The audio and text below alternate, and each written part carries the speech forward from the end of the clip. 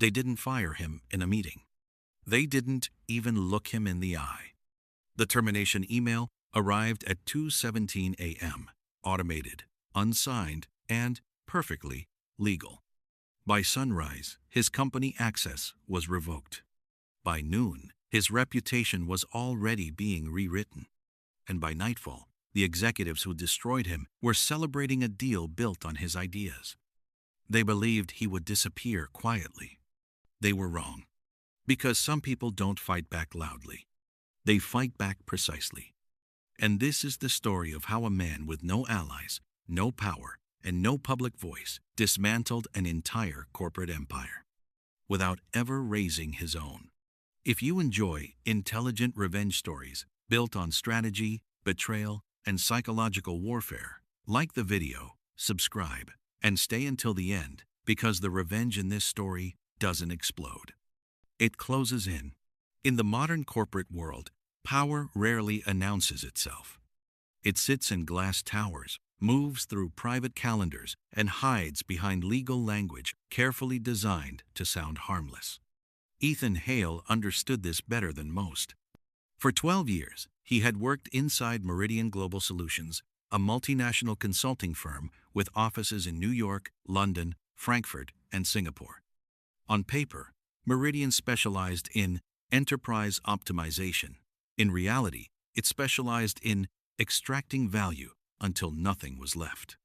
Ethan was not an executive. He wasn't charismatic. He didn't dominate rooms. He built systems. Invisible systems that saved the company hundreds of millions of dollars over a decade. Risk frameworks, compliance structures, strategic forecasting models that predicted market collapses months before they happened. Executives took credit. Boards applauded. Ethan stayed silent, because silence, in his experience, was safer.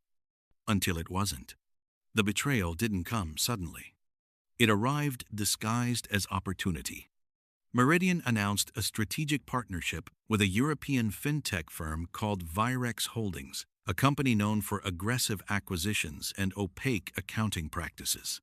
The deal promised expansion into EU markets. The board was ecstatic. The press release was already drafted. Ethan wasn't invited to the executive briefing, but he saw the data. And the data was wrong. Virex's balance sheets showed growth that didn't align with market conditions. Cash flows moved in circles. Debt was hidden through subsidiaries registered in 3 different jurisdictions. Ethan flagged it internally, quietly, professionally. 1. He sent a memo. Then another. Then a third, this one citing potential regulatory violations in both the US and the EU. 2 weeks later, his calendar invite arrived. Performance review, mandatory attendance. That was when he understood. The meeting lasted 9 minutes. No accusations. No raised voices. No explanations. Just phrases carefully chosen by legal counsel. Strategic restructuring. Redundancy at your level. Severance compliant with policy. Ethan asked one question. Is this related to Virex? The room went silent. The HR director smiled not warmly, but defensively. This decision is final. By the time Ethan reached the elevator, his access badge no longer worked. His work email was erased. His internal documents reassigned. His models, his life's work, now belonged to Meridian. By the end of the week, the Virex deal closed. Meridian stock surged. And Ethan Hale became unemployable. Corporate revenge doesn't begin with anger. It begins with observation. Ethan didn't rage. He didn't post online. He didn't contact journalists. He watched. From his small apartment overlooking a rail yard, he followed Meridian's movements like a chessboard, press releases, regulatory filings, investor calls. And slowly, a pattern emerged. The same accounting anomalies he had flagged were now multiplied across subsidiaries.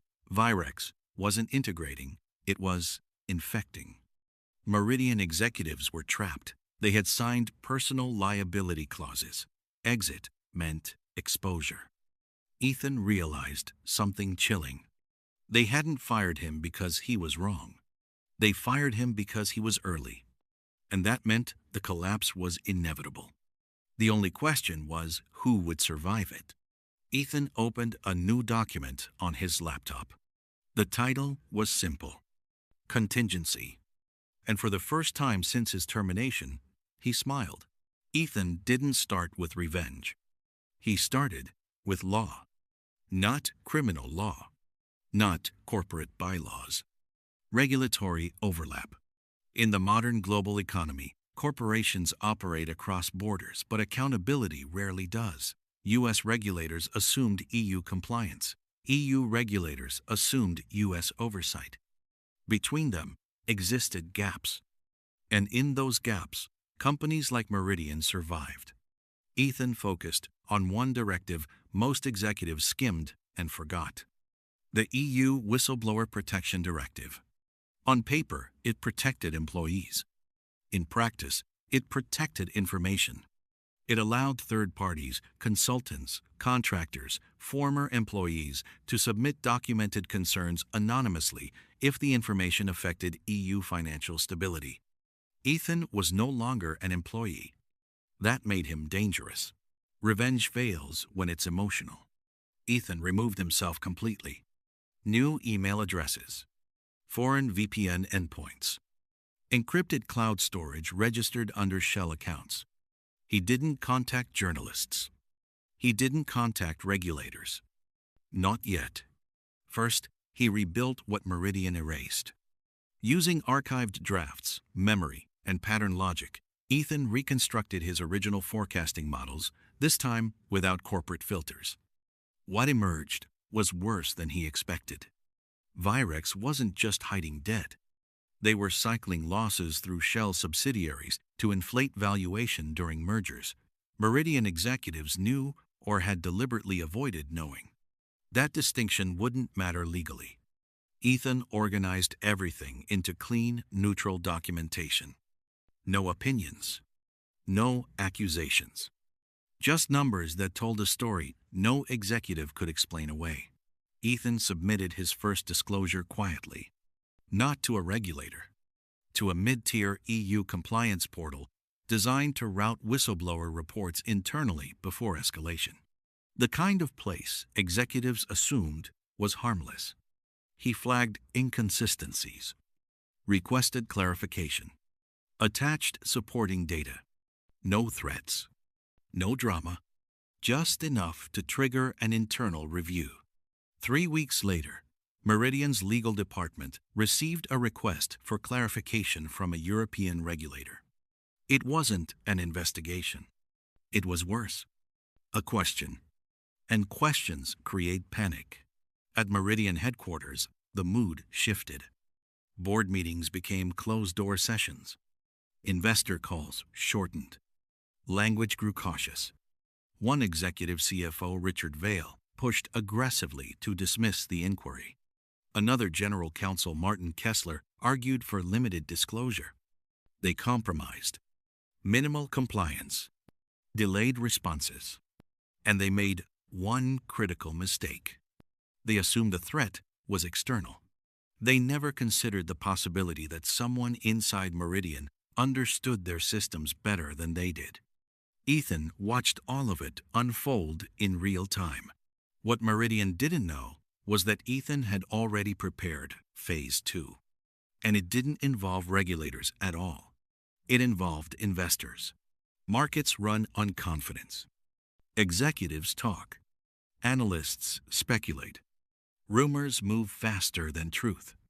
Ethan didn't leak information. He leaked questions. Using anonymous financial forums and analyst feedback channels, he introduced subtle inconsistencies, carefully phrased observations that hinted at risk without naming it. Has anyone reconciled Virex's EU subsidiary cash flow with Meridian's Q4 projections? Strange divergence between reported growth and regional market performance. Nothing actionable. Nothing traceable. But analysts noticed. And once analysts notice, they talk to each other. Meridian stock stopped climbing. Then it stalled. Then volatility increased. Inside the boardroom, panic replaced confidence. Corporate systems are strong. People aren't. Ethan studied executive behavior patterns the same way he studied financial data. Richard Vail, the CFO, was aggressive, impulsive, reputation-driven. Martin Kessler, the lawyer, was cautious, risk-averse, terrified of personal liability. One would deny until collapse. The other would break first. Ethan targeted Kessler, not directly. Through pressure. This time, Ethan escalated. He submitted a second whistleblower report, this one referencing potential legal exposure for named executive roles if certain disclosures proved inaccurate. Still neutral, still factual, but unmistakably personal. Within 48 hours, Meridian hired an external law firm. Within 72, internal emails began leaking not to the press, but to regulators. Someone inside Meridian was panicking. Ethan didn't need to know who. Fear always leaves fingerprints. The moment someone inside Meridian started talking, the revenge stopped being hypothetical. It became irreversible. Ethan received the call at 3:12 a.m. A blocked number. A calm voice with a British accent. "Mr. Hale, you submitted documentation related to Meridian Global Solutions." Ethan said nothing. "We'd like to clarify certain aspects of your disclosure, off the record." This was it. Not exposure. Not revenge. Validation. Ethan agreed to a secure conversation. And for the first time since his termination, the power shifted. Ethan didn't accuse. He explained. He walked regulators through the logic, step by step, how data moved, how risk was masked, how plausible deniability functioned as a shield. The regulator listened, asked precise questions. At the end of the call, she said something Ethan would never forget. "This is not a compliance issue. This is a structural failure." That sentence alone could destroy careers. Meridian executives believed they still had time. They were wrong, because regulatory processes don't move fast. But financial markets react instantly. And Ethan had one final move prepared for this phase. A move that would force Meridian to expose itself publicly, without anyone ever knowing he was involved. Meridian still believed they were managing risk. They didn't realize the risk had already been quantified and priced in. The first sign of collapse wasn't dramatic. There was no headline, no scandal, no sirens. Just a quiet adjustment buried in a regulatory filing. Meridian Global Solutions revised its forward guidance slightly, less than 2%, framed as macroeconomic caution. Investors noticed. Not because the number was large, but because it contradicted everything Meridian had promised only weeks earlier. Analysts began revisiting assumptions. Questions resurfaced. And once questions resurface, they multiply. By the end of the week, Meridian stock dropped 6%. The board called an emergency meeting.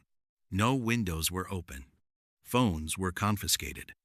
Legal counsel sat at the table, not advising, just listening. Richard Vail, the CFO, spoke first. "This is noise," he said. "We ride it out." Martin Kessler disagreed.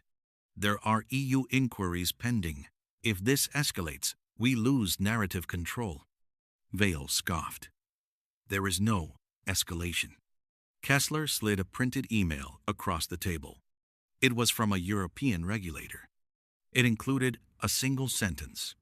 "Please preserve all internal communications related to Virex Holdings." The room went silent. Because preservation notices aren't requests. They're warnings. Someone in that room already knew how bad it really was. And they were deciding whether to save the company or themselves. Executives rarely betray companies. They betray each other. 2 days after the board meeting, An internal compliance officer resigned. No explanation. No exit interview. But within 48 hours, regulators received additional documentation far more detailed than Ethan's original disclosures. Someone inside Meridian had started cooperating, and cooperation changes everything. Ethan knew the moment it happened. Because regulators stopped asking questions, they started confirming facts. Journalists didn't receive leaks. They received signals, unusual trading patterns, delayed earnings calls, executives declining interviews. Financial media doesn't need proof to begin speculation. They need silence. The first article appeared online late Friday evening. Not accusatory, curious. Meridian Global faces regulatory questions amid European expansion. By Monday morning, 3 more followed.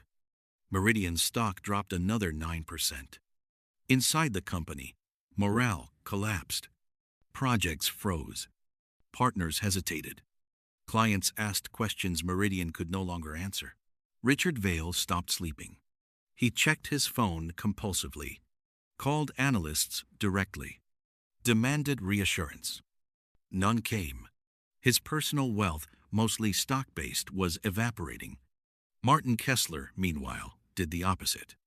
He withdrew, canceled meetings, consulted external counsel, reviewed indemnification clauses late into the night. He discovered something chilling. Certain decisions around Virex hadn't been formally approved by the board. They had been fast-tracked. That meant personal exposure. And personal exposure destroys loyalty. Martin Kessler now faced a choice. Protect Meridian or protect Martin Kessler. Ethan received another call. Same British accent. This time, the tone was different. We've identified discrepancies between Meridian's disclosures and internal communications.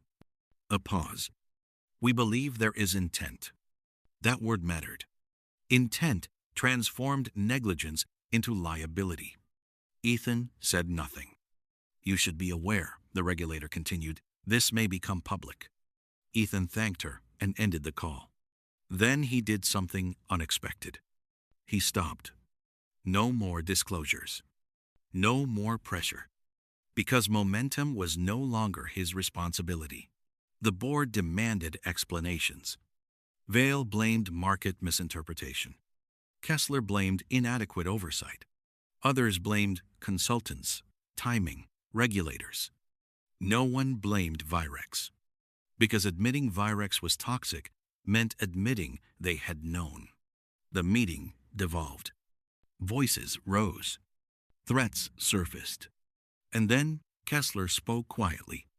If regulators determine intent, he said, individual liability applies. Vail stared at him. You wouldn't. Kessler didn't respond. He didn't need to.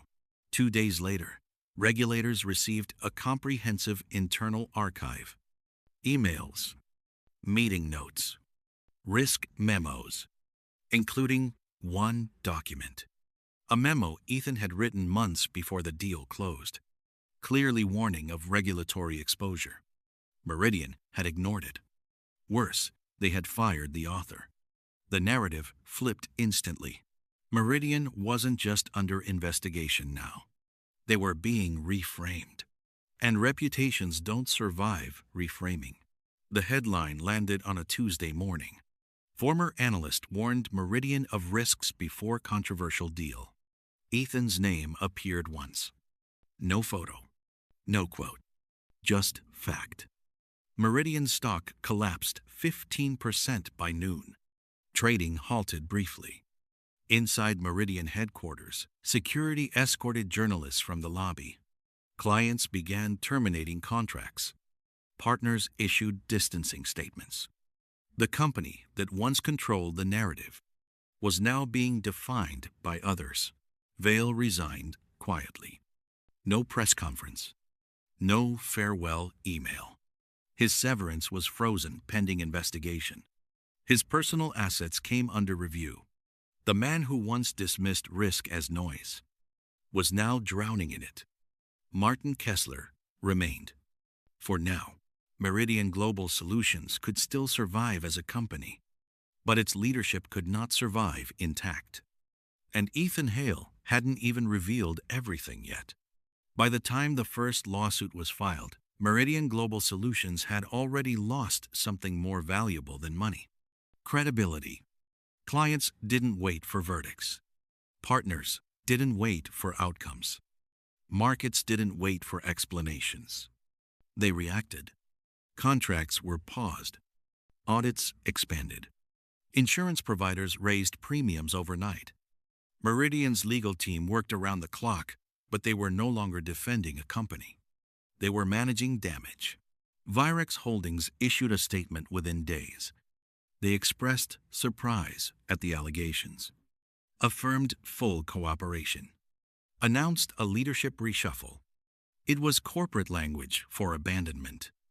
Behind closed doors, Virex executives distanced themselves aggressively. Documents were reclassified. Communication channels went dark. They knew something Meridian didn't want to admit. The deeper the investigation went, the clearer it became. Virex had used Meridian as insulation, and Meridian had volunteered. The insulation was failing, and the heat was moving inward. Prosecutors didn't need conspiracy. They needed negligence with intent. Emails showed executives had been warned. Minutes revealed objections dismissed. Financial models contradicted public statements. The case wasn't flashy. It was devastating. Because it wasn't about fraud. It was about willful blindness. And willful blindness doesn't protect executives. It exposes them. Kessler didn't wait to be charged. He negotiated. Through counsel, he approached regulators with an offer: full cooperation in exchange for limited liability. He brought everything: meeting recordings, personal notes, off-the-record warnings ignored by the board. He framed himself as cautious, overruled, concerned. It worked, because the truth was documented. One executive was about to walk away mostly intact. The others would not be so fortunate. Meridian settled, quietly, expensively. But individual cases proceeded. Richard Vail was charged with securities misrepresentation. 2 board members faced civil penalties. 1 executive resigned from 3 unrelated boards overnight. No prison sentences. No dramatic confessions. Just permanent reputational exile. In corporate America and Europe, that's worse. Ethan testified once, remotely. No press. No theatrics. He explained his models, confirmed his warnings, answered questions calmly. When asked why he hadn't gone public earlier, he said one sentence: systems correct themselves when pressure is applied in the right place. That quote never made headlines, but regulators remembered it. Ethan could have walked away now, but revenge wasn't finished. Not yet. Months later, long after media attention faded, Ethan submitted one final document. Not to regulators, to Meridian's remaining board. It outlined long-term structural weaknesses, legal, financial, and cultural, that made another collapse inevitable. He didn't threaten. He didn't demand compensation. He ended with a single line: you can rebuild, but only if you stop mistaking silence for loyalty. The board voted unanimously to adopt the recommendations. They never contacted him again. Meridian survived. Smaller, cautious, humbled. Virex rebranded. Executives scattered across advisory roles and quiet retirements. Ethan declined interviews, refused consulting offers tied to publicity. Instead, he took a role no one expected: independent risk architect. Invisible again, but this time on his own terms. Revenge didn't restore Ethan's career. It didn't give him applause. It didn't make him wealthy overnight. What it gave him was something executives rarely understand: control. Not over people, over outcomes. He hadn't destroyed Meridian. He'd forced it to confront reality. And reality, once acknowledged, does the rest. Years later, a young analyst flagged a risky acquisition during a board meeting. The room listened. No one laughed. No one dismissed it. The system had learned. Somewhere else, Ethan closed his laptop, stepped away from the screen, and moved on to the next problem. Because real revenge isn't loud. It's permanent.